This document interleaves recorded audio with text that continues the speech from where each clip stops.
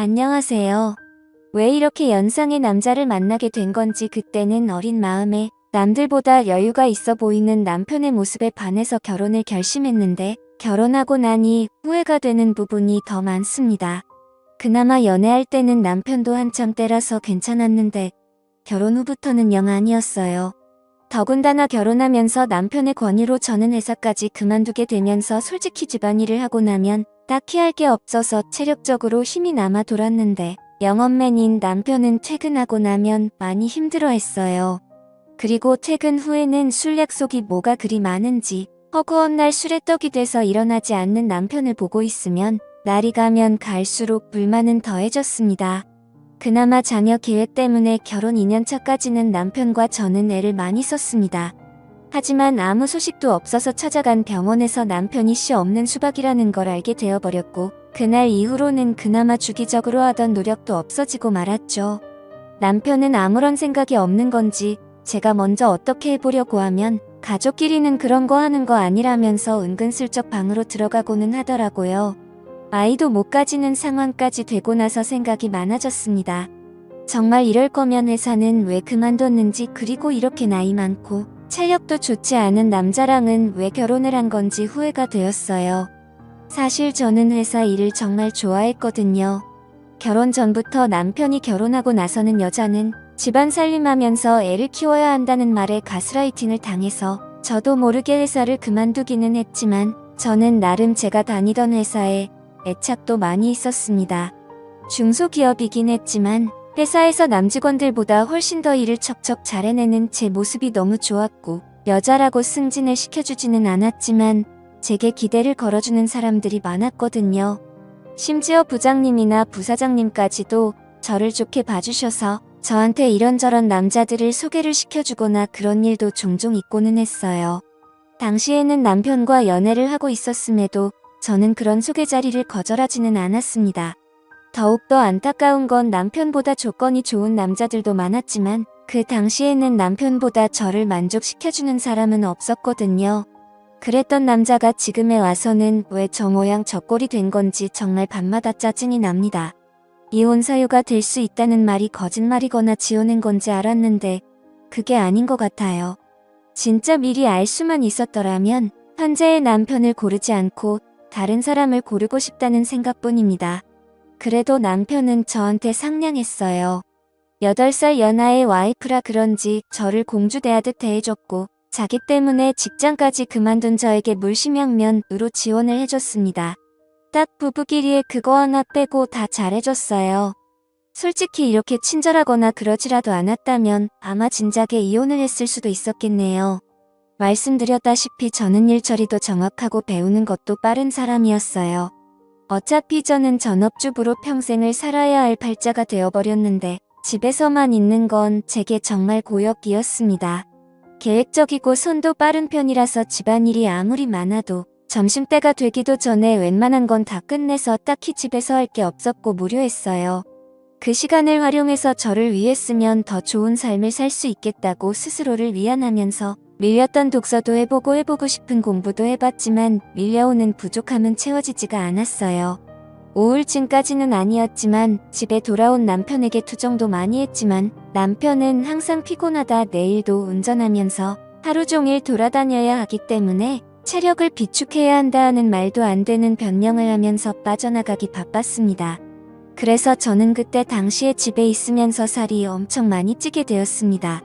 결혼 전에는 남편도 첫눈에 반하게 만들고 여기저기 직장 동료들한테 소개팅도 받아서 다니고 하면서 나름 남자 여러 놀리던 미모가 있었는데 집에만 있고 외출을 하지 않으니 화장도 안 하게 되고 살이 많이 찌게 되면서 결혼하기 전에 입던 옷들은 사이즈가 맞지 않아 입지도 못하게 되고 점점 제가 매력이 없어지는 것 같았습니다.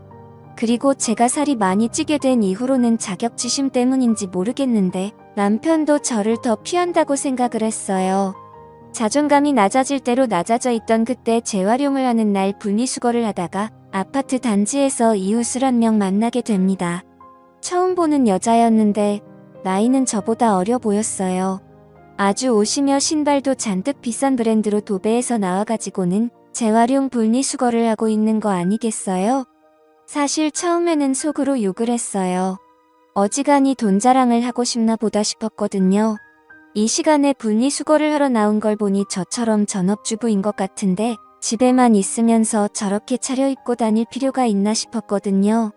저랑 거의 똑같은 타이밍에 나왔는데도 불구하고 경비 아저씨가 저는 본체 만체도 안 하고 그 여자만 도와주는 것도 굉장히 기분이 나빴습니다. 아마 낮아진 제 자존감 때문이겠지요. 그런데 그때쯤부터 느낀 건데 분리수거를 하는 날마다 저랑 같은 시간에 나오는 것 아니겠어요? 그런데 나올 때마다 입고 있는 옷이며 신발이면 매번 다른 걸 입고 나오는 겁니다. 아무튼 그때부터 저는 그 여자와 안면을 트게 되었고 그냥 인사 정도만 나누는 사이가 되었어요. 하루는 집 근처에 있는 마트에서 장을 보고 나오는 길이었습니다. 장바구니가 3개가 꽉 찰 정도로 장을 많이 본 날이었어요. 하나는 어깨에 들쳐업고 양손 하나씩 무거운 장바구니를 들고 집으로 돌아가려는데 누가 차 경적을 울리더라고요. 그래서 길을 비켜줬는데도 계속 빵빵거리길래 뒤돌아보니 그 여자가 딱 보기에도 비싸 보이는 외제차를 끌고 창문을 내린 뒤에 저를 부르는 겁니다. 집에 가는 길이냐고 물어보면서 자기도 집에 가고 있으니 태워주겠다고요. 솔직히 조금 자존심이 상했습니다. 차 안에 탔는데 그 여자와 제가 비교가 많이 되었거든요. 삐까 번쩍한 외제차에 그 외제차만큼 고급져 보이는 명품들 풀메이크업을 하고 머리까지 윤기가 철철 흐르더군요. 그에 비해 저는 그냥 누가 봐도 동네 아줌마 같아 보이는 평범한 복장에 슬리퍼를 신고 있었고 머리는 그냥 관리하기 편하게 적당히 촌스러운 파마를 하고 있었으니 말이죠. 괜히 차를 얻어 탔나 싶었습니다. 그리고 저는 제가 솔직히 그 여자가 그렇게 자기의 재력과 아름다움을 뽐내면서 자존감을 채우는데 이용된 희생양이라고 생각했어요. 정말 짧은 시간이었는데 오만 가지 생각이 다 들더라고요. 나도 저렇게 예쁘고 꾸미고 있었더라면 남편이 나를 피하게 되지 않지 않았을까 하는 생각도 들고 눈물이 막 나기 시작해서 그 자리에서 울어버리고 말았습니다. 제가 막 우니까 그 여자도 당황을 하더군요. 왜 우냐고 하면서 저를 달래줬어요. 허세와 허용이 가득하고 자기의 만족을 위해 남을 절망시키는 아주 나쁜 여자라고 생각했는데 제가 엄청 오해를 했습니다. 그 여자는 저를 진심으로 위로를 해줬어요. 그러면서 하는 말이 분리수거할 때 몇 번 마주치면서 언니하고 친해지고 싶었다고 하더라고요. 아파트 단지에 자기랑 잘 맞을 것 같은 여자가 한 명도 없는데 딱 언니만큼은 처음 느낌부터 뭐가 바파박하고 왔다고 하면서 말입니다. 그래서 제가 당신같이 젊고 예쁘고 능력 있어 보이는 아가씨가 나랑 친해져서는 어디에 쓰겠냐고 거짓말하지 말라고 했습니다. 그랬더니 그녀가 하는 말이 언니가 꾸미지를 않아서 그렇지 자기가 봤을 때는 언니가 자기보다 훨씬 예쁠 거라고 하면서 저를 추켜 세워주더군요. 그 여자가 하는 말이 100% 진심이라고 생각하지는 않았지만 또 위로를 받고 나니 기분이 썩 나쁘지가 않았네요. 그때부터 이 여자하고는 친하게 지냈습니다. 이 여자도 제가 예상한 대로 전업주부의 삶을 살고 있었고 매일같이 집에서만 보내는 게 무료한데 자기 남편이 워낙에 의심이 많아서 자기가 혼자 다니는 걸 원하지 않아 했다고 하네요. 그래서 그 여자는 그 여자 나름대로 같은 아파트에 사는 이웃 중에 자기와 잘 맞을 것 같은 사람을 찾아다녔던 겁니다. 그리고 그 여자는 저를 발견한 거고요. 안목이 있는 여자라는 생각이 들었어요. 제가 그 당시에 꾸미는 것도 포기하고 살도 많이 쪄있는 상황이었지만 왕년에는 엄청 잘 나갔었다는 거를 본능적으로 눈치를 채고 있었던 거잖아요. 아무튼 제 인생은 그 여자를 만나면서 급박하게 변하게 되었습니다. 그 여자를 따라다니면서 동네에 있는 헬스장도 다니고 요가도 배우고 관리도 받으며 잃어버린 저의 미모를 다시 되찾기 시작했어요. 적당히 관리하기 편한 꼬불 머리도 그만두고 미용실에 가서 관리도 받아보고 옷도 후줄근해져서 목이 늘어난 티셔츠는 다 가져다 버리고 그 여자만큼 비싼 브랜드 옷을 사지는 못했지만 적당히 괜찮은 옷들로 제 옷장을 다시 채워나갔습니다. 그리고 제가 관리를 받으며 살이 빠지기 시작한 그때 드디어 각방을 쓰던 남편도 혼자 자니까 너무 춥다며 방으로 돌아왔습니다. 남편이 다시 저를 여자로 봐주면 기쁠 거라고 생각했는데 하나도 기쁘지가 않았습니다. 느릿느릿한 거북이인 저와 결승전까지 전력 질주를 하는 토끼 같은 남편이었거든요. 동화 속 토끼는 결승점에 다다르기 전에 잠깐 쉬었다라도 가지. 결승점까지 혼자 전력 질주를 해버리니 느릿느릿한 거북이는 결승점까지 한참 남았는데도 그 차이가 너무 커져버리니 혼자 꾸였고요. 끝까지 가는 것보다 그냥 경기를 포기하게 되더라고요. 그날 이후로 제 옆으로 돌아오려는 남편이 정말 꼴보기가 싫었어요. 그래서 코를 고는 소리가 너무 시끄러워서 잠을 못 자겠다고 다시 혼자 쓰던 방으로 돌려보내버렸습니다. 그 이야기를 같이 다니게 된 그 여자에게 했더니 100번 1000번 잘한 거라고 하면서 언니가 빨리 자존감을 찾은 것 같아 다행이라며 제 편을 들어줬습니다.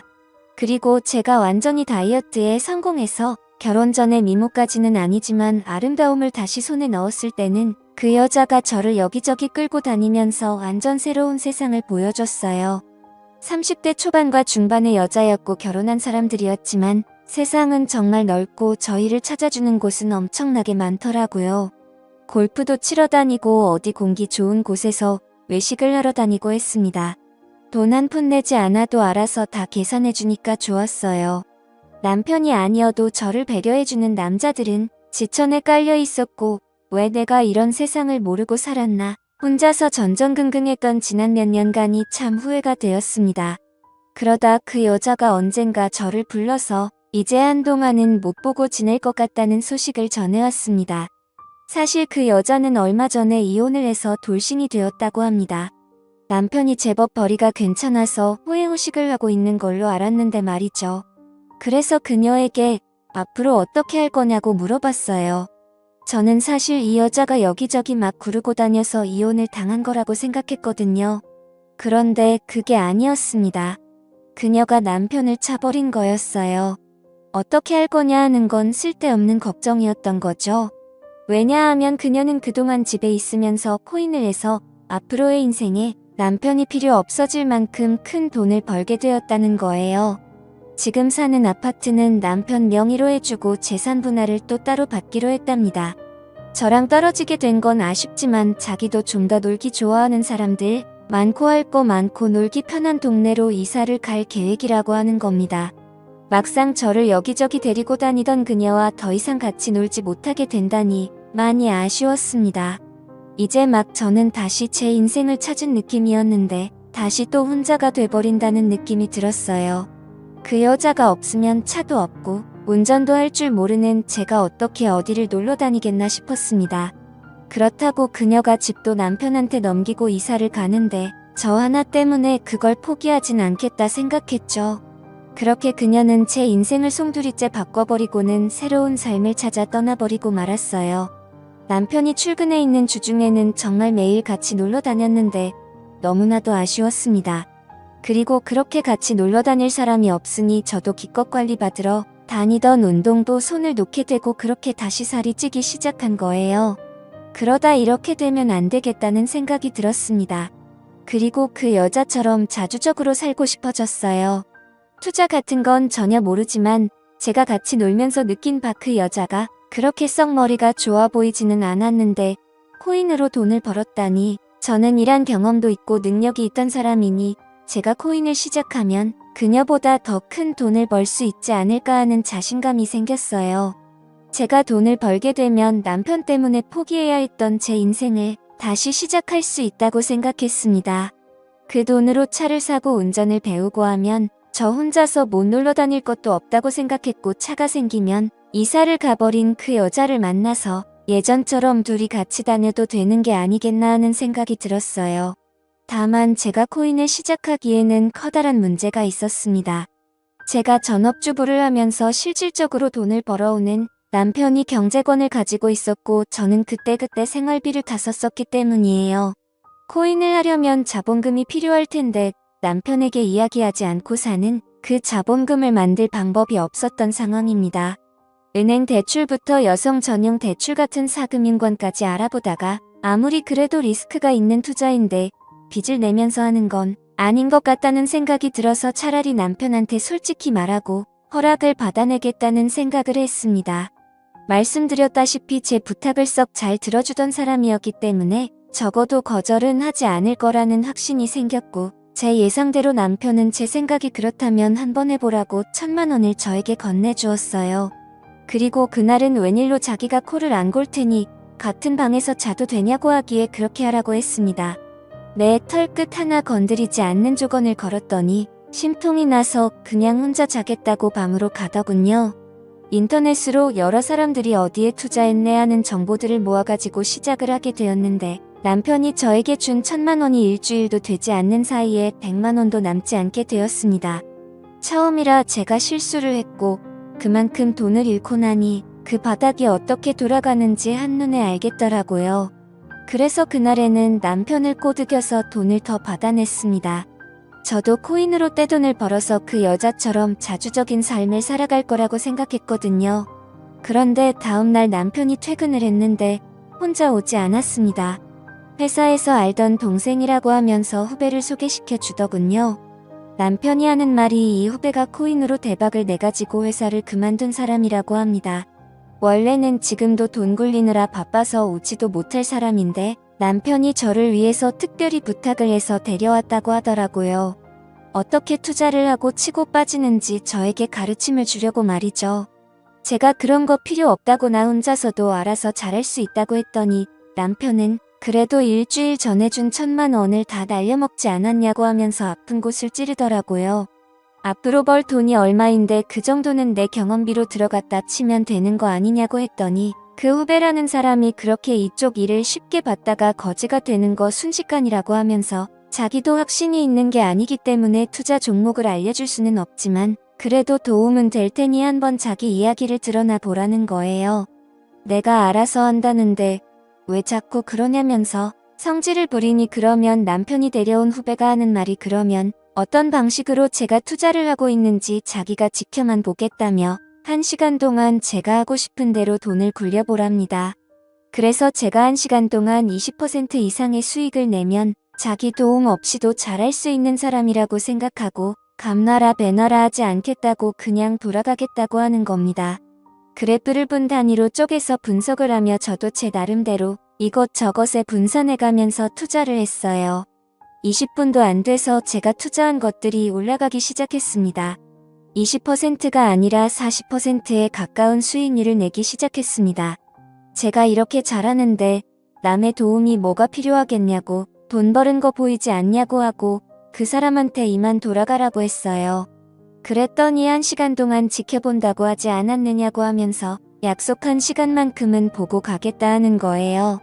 그러고는 하는 말이 자기였으면 그만 돈을 빼겠다고 하는 겁니다. 돈을 잘 벌었다더니 번 사람 맞냐고 물 들어올 땐 노를 저어야 하지 않겠냐고 저는 순식간에 불어난 돈으로 다시 또 다른 곳에 투자를 하며 치고 빠지기를 시작했어요. 오르락 내리락 했지만 처음에는 나름 수익률을 내고 있는 것 같았습니다. 그런데 1시간이 다 되었을 때는 제가 투자한 것들이 내려가기 시작하면서 그렇게 30분을 더 돈을 굴려봤는데 남편이 새로 건네준 또 다른 1,000만 원이 결국엔 또다시 반토막이 나버려서 500만 원도 남지 않게 돼버렸어요. 남편 후배가 말하기를 저한테 가르쳐줄 건 코인으로 돈을 버는 방법이 아니라 투자 같은 건 영 소질이 없어 보이니 그만두게 하는 것이 제일 좋겠다고 하는 겁니다. 아까 제가 40% 수익을 냈을 때 그때 손을 털고 일어났거나 그때부터 원금을 보존해두고 수익을 낸 부분만 가지고 돈을 굴려야지. 저같이 감으로 투자하는 사람들이 빈털털이 되기 딱 좋다고 말하며 자리에서 일어나더라고요. 남편이 보는 앞에서 1시간 만에 또 절반의 돈을 잃으니 남편도 이제는 더 이상 투자하라고 돈을 내어줄 수 없다고 난색을 표했습니다. 대신 남아있는 돈은 제가 자유롭게 써도 된다고만 해줬을 뿐이에요. 그날 이후로 지금은 객기 부리지 않고 차근차근히 배워나가고 있습니다. 사실 남편 모르게 그날 데리고 온 남편의 후배가 운영하고 있는 투자 사무실로 출근을 하고 있어요. 사무실이랄 것도 없이 그냥 혼자 사는 방 같은 곳입니다. 거기서 저는 제 나름의 비용을 내며 투자하는 방법을 배우고 있어요. 제가 남편의 후배에게 원하는 걸 해주고 저는 투자도 배우면서 남편 대신 부족함을 채우고 있으니 어떻게 보면 윈윈이라고 볼 수 있는 셈이죠. 지금은 남편이 알면 안 되는지라 조심스럽게 행동하고 있어요. 그래서 남편이 퇴근하기 3시간 전에는 항상 집으로 돌아가고는 있습니다. 하지만 이것도 제가 큰 돈을 벌고 난다면 남편도 저를 이해해주지 않을까 생각해요. 또 찾아주셔서 감사합니다. 사연을 읽고 재밌으셨다면 좋아요, 구독, 댓글 부탁드립니다. 감사합니다.